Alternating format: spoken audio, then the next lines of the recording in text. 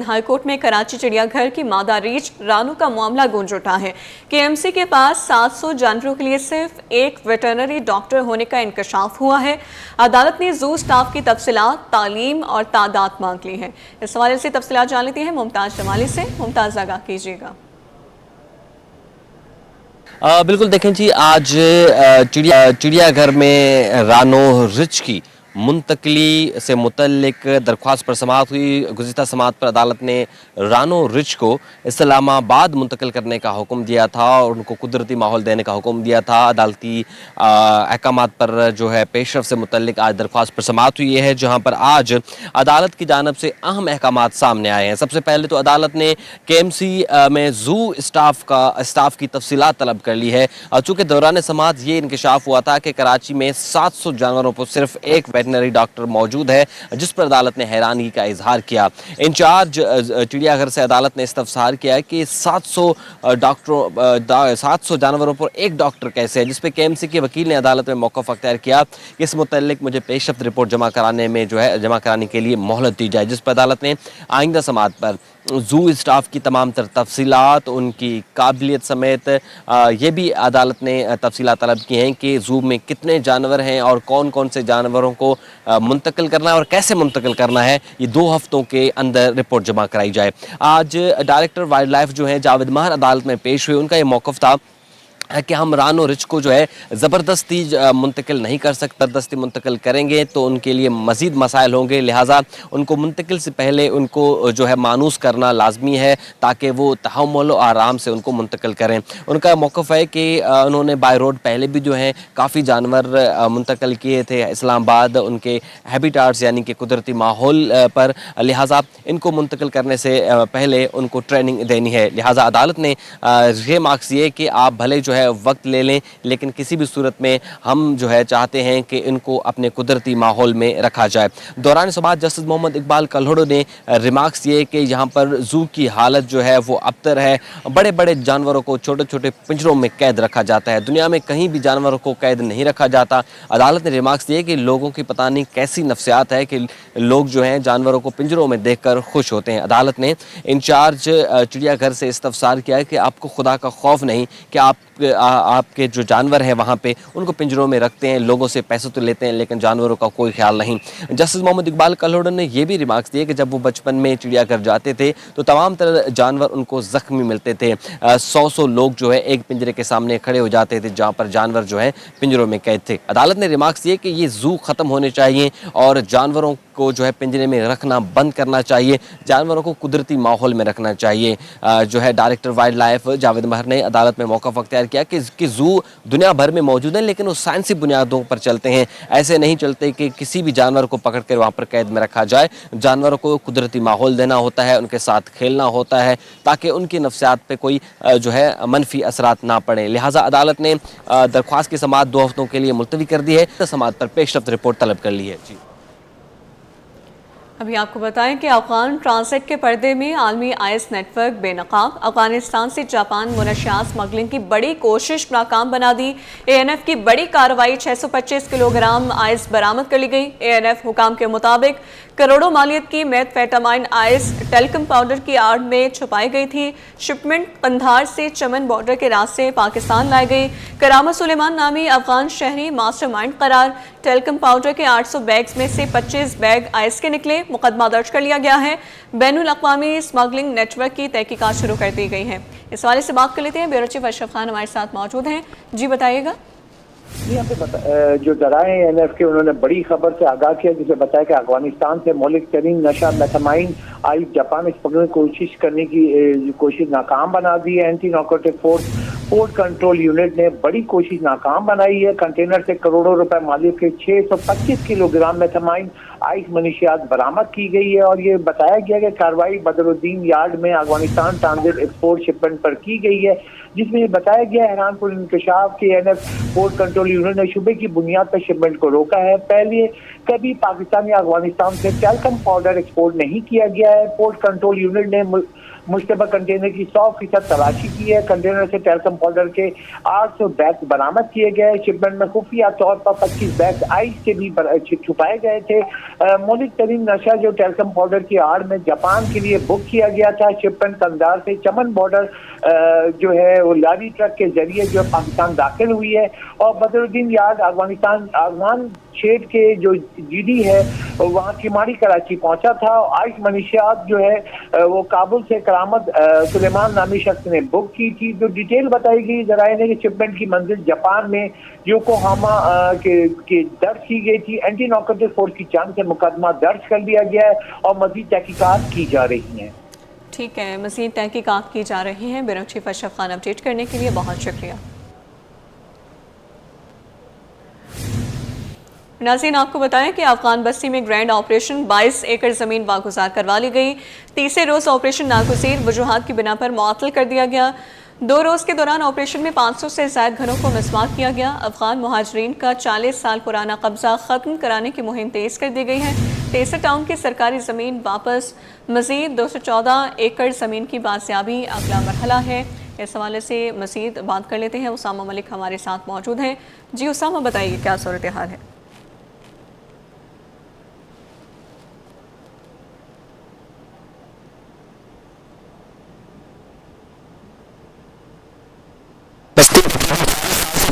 उसके खिलाफ जो है वो 2 रोज से ऑपरेशन किया जा रहा था। जब अफगानी अपने वतन वापस चले गए तो कुछ जो लोग थे वो यहाँ पर आके कब्जा करना शुरू हो गए थे। इसके बाद जो है वो ऑपरेशन किया गया। हुकूमत जो है वो यहाँ पर मुतहर्रिक हुई।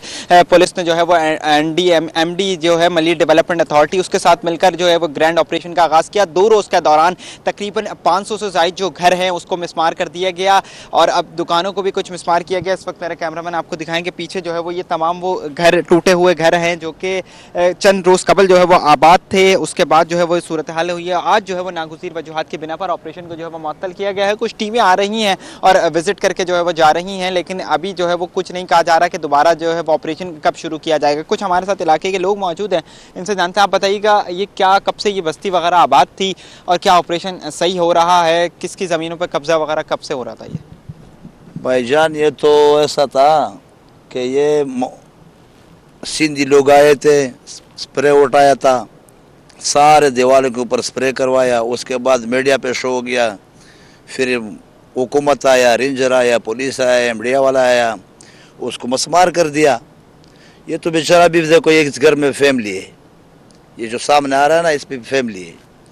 यहाँ पर कितने लोग, मतलब तकरीबन कितने साल से यहाँ पर लोग रह रहे थे? क्या आबादी थी, क्या सूरत हाल थी? यार भाई यहाँ पे तकरीबन 40 साल से अफगानी लोग रहता था, 40 साल से। और जब से इधर से अफगानियों का सिलसिला शुरू हो गया तो हकीकत बात है गवर्नमेंट ने ऐसे एक ऐलान किया जो अफगानी से न कोई चीज़ ले न कोई उसका मकानात ले, यही बताया। यहाँ का जो अफगानी कैंप का मसला बना, इसकी जो हदूद है पूरा ये जो यहाँ जहाँ से काम शुरू हो गया, यहाँ पे कुछ ऐसे घरे जो वो पाकिस्तानी है, आइने पाकिस्तान की कौम की लोग हैं, वहाँ पे भी लोग बोलते हैं ये घरे भी गिरेगा। अगर ये बताएं कि ये आप आसपास के इलाकों में रहते हैं, यहाँ के मसाइल वगैरह क्या हैं? क्योंकि अभी ज़्यादातर ज़मीन तो वागुजार करवाई जा रही है, अगर कुछ और आबाद करना चाहें तो यहाँ के मसाइल क्या हैं? पानी है, क्या सूरत है? नहीं, यहाँ का पानी का भी मुश्किल आता है। हकीकत बात बिजली था, बिजली का भी काटा गया। और दूसरा बात है गैस तो है नहीं, 40 साल यहाँ कोई गैस आया हुआ नहीं। मैं सोचता हूँ अगर यहाँ पे कोई ऐसे सिस्टम है जो सीन हुकूमत के हाथ में होगा, ये बात जो यहाँ का जो सिस्टम चल रहा है, ये दो गोडों का मसला है, एक तो पठान है और दूसरा भी पठान है। एक बताएं कि ये ऑपरेशन वगैरह सही हो रहा है क्या? बिल्कुल, मैं बता रहा हूँ, ये बात बता रहा हूँ। इधर 2 कौम रहता है, उसका थोड़ी सी आबादी ज़्यादा है। मैं सोचता हूँ हुकूमत से ये मुतालबा करता हूँ जो वो 2 जगह को छोड़ना, बकाया इलाका क्लियर कर। जिस तरीके से वो अफगानी लोग रहता था, जिस अफगानी का ज़मीन है और जिसने उसे ख़रीदा अफगानी से, वही मसवार करो। जो बेगो ना करे उसके साथ डिस्काउंट करो, उसको ना मसवार करो। इससे मसले बनते हैं, पूरा मुल्क के लिए तकलीफ बनते हैं। इस पे पैगाम देना आगे।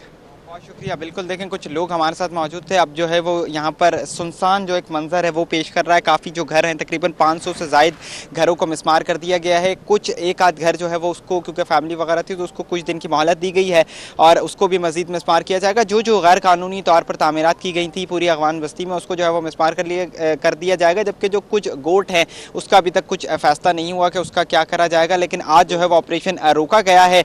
मज़ीद अब यहाँ पर जो सूरत हाल है कि बिजली वगैरह यहाँ पर मौजूद थी, पानी था, लेकिन गैस जो है वो 40 साल से यहाँ पर मौजूद नहीं थी। लोग दूर दराज के इलाके से लोग आके रिहाइश पजीर हुए हैं। कच्चा बिल्कुल मज़ाफ़ाती इलाका है। अब जो है वो MDA की ये ज़मीन है, मलिर डेवलपमेंट अथॉरिटी की, अब उसी ने फैसला करना है।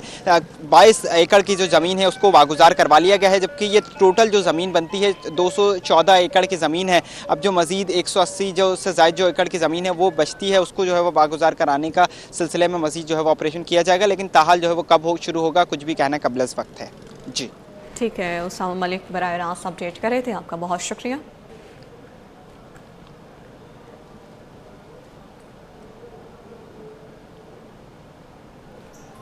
नाज़रीन, आगे बढ़ते हुए आपको बताएं कि बच्चों का अस्पताल बना बेबसी की तस्वीर, तनख्वाहों की अदम अदायगी ने निज़ाम मफलूज कर दिया है। सिंध गवर्नमेंट चिल्ड्रन अस्पताल माली बहरान का शिकार। 5 माह से मुलाजमीन की तनख्वाहें बंद हैं। 400 मुलाजमीन तनख्वाहों से महरूम। वार्ड्स और एमरजेंसी बंद। अस्पताल में सिर्फ OPD फाल, दीगर शोबे बंद हैं। दाखिले और एमरजेंसी के मरीज शदीद परेशान हैं। बच्चों को अस्पताल में दाखिल नहीं किया जा रहा है। इस हवाले से बात कर लेते हैं इब्राहिम रिंद से। इब्राहिम, बताइएगा। जी देखिए, बिल्कुल ये शहर कायद में बच्चों की बीमारी का दूसरा बड़ा अस्पताल है, सिंध गवर्नमेंट चिल्ड्रन अस्पताल नॉर्थ नाज़िमाबाद, जिसके 400 से ज़ायद मुलाजमीन, जिसमें डॉक्टर्स, नर्सेज और पैरामेडिकल स्टाफ शामिल हैं, 5 माह से तनख्वाहों से महरूम हैं, जिसकी वजह से सिर्फ अस्पताल की OPD सिर्फ ऑन है। यहाँ पे मरीज़ों का मायना किया जा रहा है, जबकि इसके अलावा अस्पताल की emergency, ICU, operation theatre, laboratory, ultrasound, X-ray और दीगर तमाम शोबाजात मुकम्मल तौर पर बंद कर दिए गए हैं, जिसकी वजह से यहाँ पर आने वाले मरीज़ बच्चों को शदीद मुश्किलात का सामना है। यहाँ पर मुलाजमीन रोज़ाना की बुनियादों पर आते हैं, अपनी हाजिरी लगाते हैं और फिर चले जाते हैं, क्योंकि उनको तनख्वाहें अदा नहीं की जा रही, जिसकी वजह से वो एहतजाज करने पर भी मजबूर हैं। हमारे कैमरामैन दिखा सकते हैं कि तमाम मुलाजमीन यहाँ पर मौजूद है, जिसमें खाकरो, paramedical staff, nurses, doctor, OT technician और दीगर अफराद भी शामिल है, जिसमें डॉक्टर भी शामिल है, जो कि रोज़ाना की बुनियादों पर आते हैं, सिर्फ यहाँ पे OPD करते हैं और उसके बाद जो है वो चले जाते हैं। जबकि इसके अलावा जो यहाँ पे आने वाले मरीज़ बच्चे हैं, उनकी ज़िंदगियों को भी खतरात लाक हो चुके हैं और दीगर अस्पतालों में रेफ़र हो रहे हैं। तो हमारे साथ मौजूद हैं डॉक्टर साहब, जो कि कम अज़ कम OPD कर रहे हैं और मरीज़ों का इब्तदाई तिबी मायना कर रहे हैं। तो डॉक्टर साहब, क्या कहेंगे, 5 महीने से तनख्वाहों से महरूम है मुलाजमीन, कितनी मुश्किलात हो रही हैं, और अगर OPD भी बंद हो जाएगी तो क्या मुश्किलात होंगी मज़ीद? देखिए अस्सलाम वालेकुम, बिस्मिल्लाहिर्रहमानिर्रहीम। ये तो सभी को पता है कि जब ज़ाहिर बात है मरीज़ इतनी दूर से आता है और किस परेशानी के आलम में आता है, और यहाँ आके उसे ये सुनने को मिलता है कि जी OPD नहीं हो रही है, तो उसके दिल पे क्या गुजरती होगी। और ये बात आप ख़ुद अपने तौर पे भी महसूस कर सकते हैं कि अगर जाएंगे किसी जगह पैसे खर्च करके, इतनी ट्रांसपोर्ट महंगी है, और बच्चे को बीमार हालत में लेके आएंगे, और ख़ास तौर से अगर वो इमरजेंसी में है, तो फिर उसकी क्या हालत होगी। यही हाल तकरीबन 5 महीने तो क्या बल्कि 6 महीने ख़त्म हो चुके हैं, ये 7वां महीना चल रहा है। अच्छा, अब इस सूरत में आप ख़ास तौर से पैरामेडिकल स्टाफ को लें, चले मैं डॉक्टर का भी है, लेकिन वो बेचारे उनकी तनख्वाह इतनी ऑलरेडी है कि वो किस तरह उन तनख्वाहों में गुजारा कर रहे हैं, फिर ऊपर से 6 महीने से तनख्वाहें नहीं मिल रही है, तो वो भी अपनी जगह हक बजानी में है कि वो किस तरह आएँ और किस तरह काम करें। उसके बावजूद वो आ रहे हैं और यहाँ पे काम कर रहे हैं, लेकिन यहाँ पे वसाइल ऐसे नहीं है कि वो काम पूरी तरह से अपने अंजाम दे सकें। जैसे कि आपने कहा कि तमाम शोबाजात सिवाय OPD के बंद हैं, तो जो भी है, जो भी मसला है, कहीं भी मसला आ रहा है, इससे यहाँ के एम्प्लॉइज़ को गरज नहीं है। ईमानदारी से बस जो है वो सैलरी रिलीज़ कर दें, इतना कर दें कि कम से कम उनके घर का चले, या जो भी मसला हल उसको फ़ौरन हल करें और उस मसले को हल करें।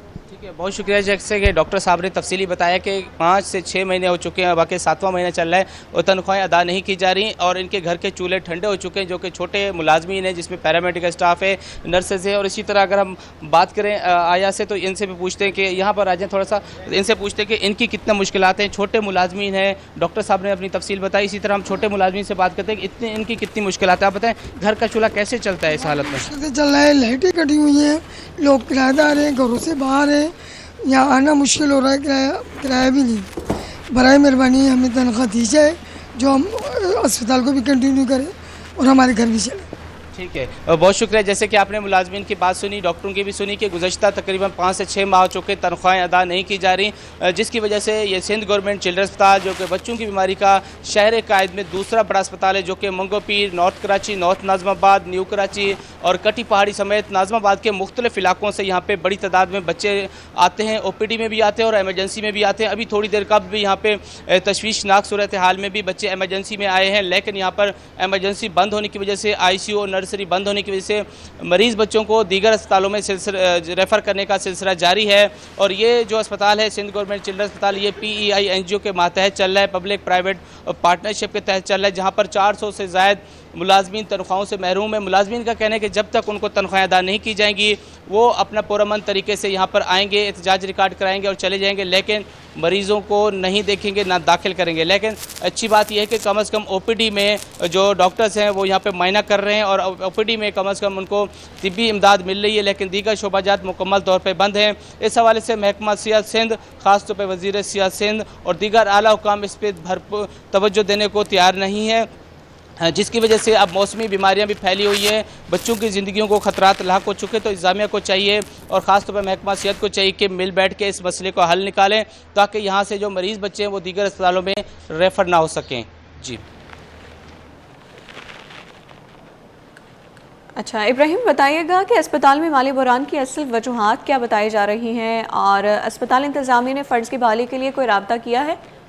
आगे बढ़ते हुए आपको बताएं कि कराची का फ़ज़ाए मेयार एक मरतबा फिर मुतासिर, शहर में आलूदा ज़रात की मिक़दार 181 पार्टिकुलेट मैटर रिकॉर्ड की गई है। एयर क्वालिटी इंडेक्स के मुताबिक आलूदा ज़रात इंसानी सेहत के लिए मुज़र हैं। मज़ीद जानते हैं अक्सा शेख से, जो इस वक्त माहिर माहौलियात आमिर आलमगीर के साथ मौजूद हैं। जी अक्सा, बताइएगा। आज बिल्कुल शहर के अगर फ़ज़ाए मेयार की बात करें तो एयर क्वालिटी इंडेक्स के मुताबिक दुनिया के आलूदा तरीन शहरों में कराची इस वक्त 6ठे नंबर पर मौजूद है। और क्या वजूहात है कि हम देखते हैं कि जैसे ही अक्टूबर का महीना शुरू होता है और हवाओं के जो रुख हैं वो तब्दील होते हैं, तो जो फ़ज़ाए मेयार है वो मुज़र सेहत हो जाता है। इस वक्त मेरे साथ माहिर माहौलियात प्रोफेसर डॉक्टर आमिर मौजूद है, इनसे मैं बात करूँगी।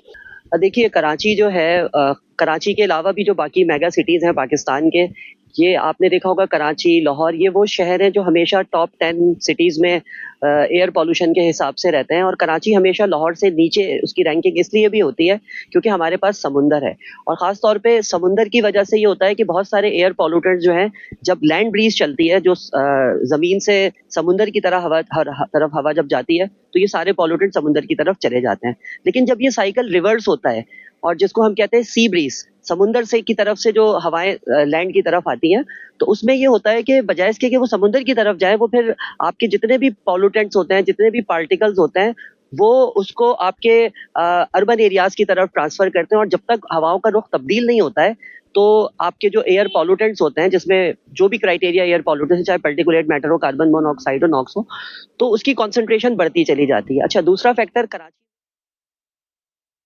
बहुत ज़्यादा कंस्ट्रक्शन का काम हो रहा है, चाहे वो हाउसिंग स्कीम हो, चाहे वो अंडर पासेज हो, ओवरहेड ब्रिजेस हो, तो उसकी वजह से जो पर्टिकुलेट मैटर है, बेसिकली पर्टिकुलेट मैटर हमें ज़्यादा प्रॉब्लम कर रहा है। फिर हमारे यहाँ टूटी फूटी सड़कें हैं, हमारे यहाँ पे जो इंफ्रास्ट्रक्चर है वो काफ़ी ज़्यादा पुअर है, तो उसकी वजह से ट्रैफिक जैम भी होता है, कार्बन मोनोऑक्साइड की कॉन्सेंट्रेशन बढ़ती है, और हम ज़रा सी देर के लिए कहीं भी कोई चीज़ रख दें या खुद खड़े हो जाएं तो हम गर्द आलूद हो जाते हैं। और इसके अलावा जो कंपनियों में से धुआं निकलता है या फिर जो ट्रैफिक की पोल्यूशन होती है, उसके बाद भी फ़िज़ाए मेयार काफ़ी मुज़र सेहत हो जाता है। अगर आप अपने घर से निकल रहे हैं तो मास्क से ज़्यादा इस्तेमाल करें। जी, आलमी और मुकामी मार्केट में सोने की कीमतों में रिकॉर्ड इजाफा। आलमी मार्केट में सोना $141 इजाफे से $4,358 फ़ी औंस, फ़ी तोला सोना $14,100 बढ़कर $4,59,900 का हो गया। 10 ग्राम सोना $12,079 इजाफे से $3,91,718 का हो गया है। चांदी की फ़ी तोला कीमत $5,504 की बुलंद तरीन सतह पर पहुंच गई है। इस हवाले से मज़ीद तफसीलात जान लेते हैं ब्यूरो चीफ अशरफ खान से। जी, अपडेट कीजिएगा। जी, देखा जाए आदमी मार्केट में सोने में महफूज सरमाकारी देखी जा रही है, और आज देखा जा रहा है कि आदमी बाजार में जो सोना $141 एक ही दिन में महंगा हो गया है। इस इजाफे की वजह से आदमी बाजार में फी ऑन सोना $4,358 फी ऑन की बुलंद तरीन सतह पर पहुंच गया, जिसका असर मुकामी सराफा बाजार में भी हुआ है, जिससे एक तोला सोना एक दिन में 14,100 रुपये महंगा हो गया। मुल्क की तारीख में पहली बार 4,59,900 रुपये की बुलंद सतह कायम कर दी है। साथ ही देखा जाए 10 ग्राम सोना भी एक ही दिन में 12,089 रुपये महंगा हो गया और नई बुलंद तरीन सतह अगर कीमत देखें तो 3,91,718 रुपये की बुलंद सतह कायम कर दी है। इसके साथ ही एक तोला चांदी की कीमत 167 रुपये इजाफे से 5,504 रुपये की बुलंद सतह कायम कर दी है। सराफा डीलर का कहना है कि आलमी मार्केट में जो तेजी से सोने में खरीदारी हो रही है, जिसका असर पाकिस्तान में सोने और चांदी की कीमतों में देखा जा रहा है। जी ठीक है, बहुत शुक्रिया bureau chief Ashraf Khan update करने के लिए। मजीद आप हमारे साथ रहिएगा।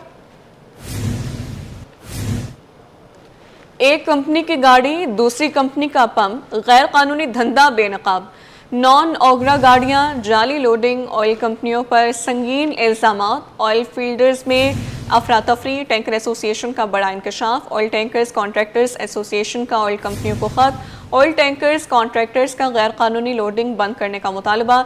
लिखा, एक कंपनी की गाड़ी का दूसरी कंपनी के पंप पर खाली करना ओगरा कवानीन की खिलाफ वर्जी। एसोसिएशन का ऑयल कंपनियों को ओगरा जवाबित पर सख्ती से अमल करने की हिदायत है। ब्यूरो चीफ अशरफ खान हमारे साथ ही मौजूद हैं, इस हवाले से बताइएगा। देखा जाए ऑयल टैंकर कॉन्ट्रैक्टर एसोसिएशन ने बड़ा इंकशाफ किया और खत जो लिखा है जो ओगरा कवानीन की खुली खिलाफ वर्जी हो रही है और खत में तमाम कंपनी जो ऑयल मार्केटिंग कंपनी को उसमें उनको बेनकाब कर दिया, जिसमें कहा है कि एक कंपनी की गाड़ी दूसरी कंपनी का पंप इस तरीके से यहाँ पे सर्विसेज दी जा रही हैं और इसमें कहा कि गैर कानूनी धंधा जो है उन्होंने बेनकाब कर दिया है। और एसोसिएशन के जो चेयरमैन है आबिदुल्ला अफरीदी ने कहा है कि नॉन ओगरा गाड़ियां जाली लोडिंग हो रही है, ऑयल कंपनियों पर संगीन इल्जाम आयद कर दिया और कहा है कि एक कंपनी की गाड़ी दूसरी कंपनी के पंप पर जो है गैर कानूनी तरीके से जो है फिलिंग कर रही है और जबकि हमारी करोड़ों रुपए की गाड़ियां खड़ी हुई हैं और गैर कानूनी अमल जो जारी है। और कह रहा है कि ये सिलसिला जो है ओगरा कवानीन की जो सख्त और संगीन जो है खिलाफ वर्जी है, जिस पे ओगरा को फौरी एक्शन लेना चाहिए। और कहा है कि हमें मुतअद्दिद बार जो है ओगरा को तमाम कंपनी को खतूत लिखे जिसमें कहा है कि ये सारा सिलसिला रोका जाए। अगर ये नहीं रोका गया तो एसोसिएशन एहतजाज का हक रखती है।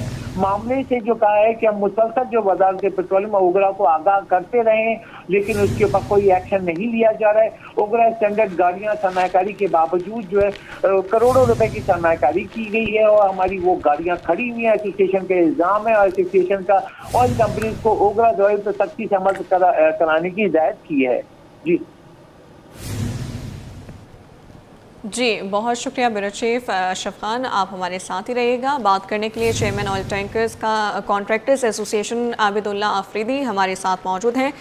सर बहुत शुक्रिया आपके वक्त का। कहिएगा कि आपके क्या तहफ़्फ़ुज़ात हैं और ओगरा और ऑयल कंपनियों से क्या मुतालबात करेंगे आप?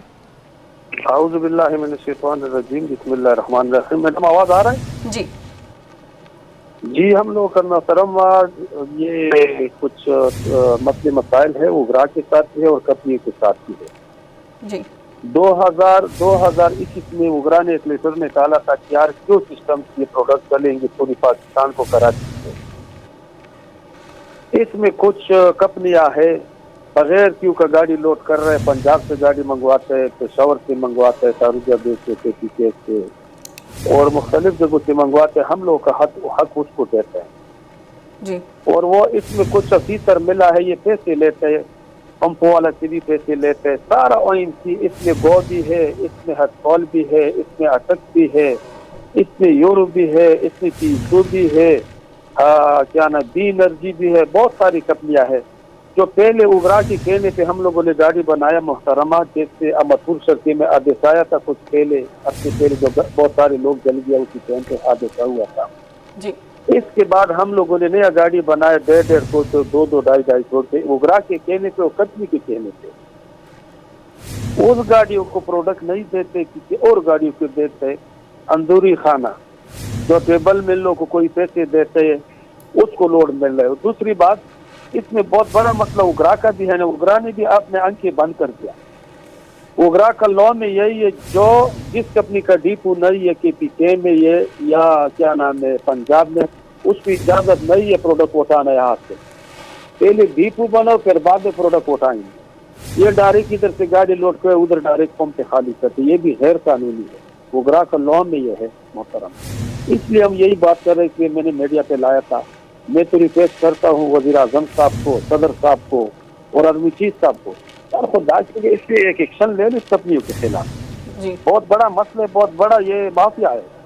अभी हम लोग का गाड़ी खड़े मोहतरमा, कम अज कम 2-3 महीने से लोड नहीं मिले और इन गाड़ियों को मिल रहे हैं, और उस गाड़ी को प्रोडक्ट दे दिया पुराना कलर स्कीम का, न उसका टैंक की सही है, कुछ भी सही नहीं, उसको देता है। जो हम लोग का गाड़ी सही है, वो NHA के कानून के लिए भी सही है, वो ग्राह के कानून के लिए भी, तो उसको प्रोडक्ट नहीं मिलता। यही मसले मसाइल है। जी मसले तो मसाइल दूसरी हैं। बात जी ये दूसरी बात यही, अगर ये नहीं होगा हम लोग एहतजाज पे जाएंगे, हड़ताल पे जाएंगे। इसलिए हम लोग खामोश से हम टाइम देते हैं, न कुछ और। पहले भी मैंने बता दिया, अभी दोबारा मैं इसको कुछ दिन टाइम देता हूँ।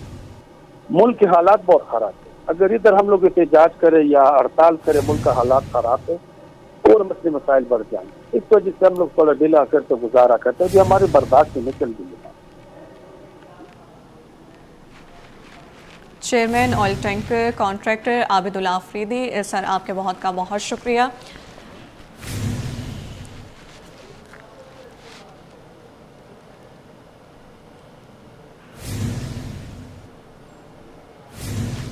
अभी आपको बताएं कि कमिश्नर RTO 1 से ऑल सिटी ताज इत्तेहाद के वफ़द की मुलाकात हुई। वफ़द की क़यादत हमाद पूनावाला ने की है। मुलाकात में अहम टैक्स उमूर पर गुफ्तगू हुई। ताज बराती बर वक्त टैक्स की अदायगी को यकीनी बनाए। इनकम टैक्स गोशवारे जमा कराने की तारीख में तौसीक कर दी गई है। इस हवाले से बात कर लेते हैं, वसीम इफ्तिखार हमारे साथ मौजूद हैं। जी वसीम, बताइएगा।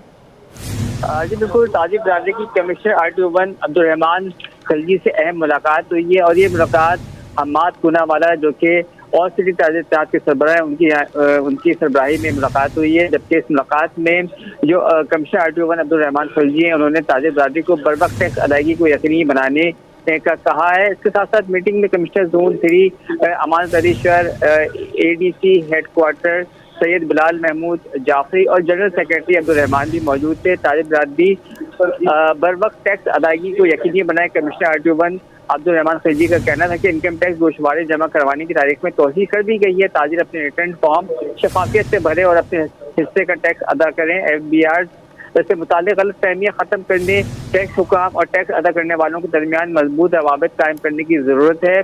सदर ऑल सिटी ताज इत्तेहाद हमाद पूनावाला ने इस मौके पर FBR हुकाम को ताजिरों को दरपेश मसाइल से आगाह भी किया, और ताजिरों ने FBR के साथ अपने ताउन की यकीन दहानी भी कराई। जी वसीम, अपडेट करने के लिए बहुत शुक्रिया।